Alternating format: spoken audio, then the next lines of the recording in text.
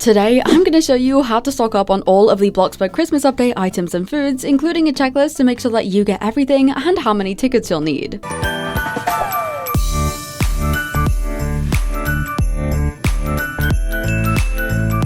Hey glossettes, welcome back. How are you guys doing today? Now it's day 9 of Glossmas, and today I'll be guiding you guys through stocking up on these seasonal items in Bloxburg. Now if you don't know what I mean by stocking up, then basically every single time we have a seasonal update like Halloween or Christmas, we get seasonal items added that will only be in game for that update's period of time before they get removed later on. If you stock up on these items, also known as placing them down on your plot, you can actually keep them to use all year round, because once the update is removed from the game, they will stay on your plot, and instead of being sold when you delete them, they just get placed into your inventory instead. So to help you with this process, I'll be showing you the best ways to stock up, and this video will be split into 4 different sections, which is the plot, the items, the food, and then the ticket amounts you might need. But I know one of the biggest reasons you guys watch these videos is for the checklist, which of course I've made especially for you guys. However, before we get into it, we need to go and see who's behind door number 9 in the Glossmas advent calendar. As per usual, there's a timestamp on screen now if you want to skip to where the video actually begins, but if we go to door number 9 here, the glossette we have today is actually Bearsy. Now Bearsy is a huge Glossie fan. Honestly, they are one of the most supportive glossettes I have. They actually watched over 400 of my videos this year on like their YouTube Wrapped, which is insane, but they also drew this adorable little kind of Christmas Glossie drawing too. I thought was so cute, so I really wanted to include them for this plus all of their support this year because they are honestly crazy. So thank you so much Bearsy, and welcome to the Glossmas advent calendar.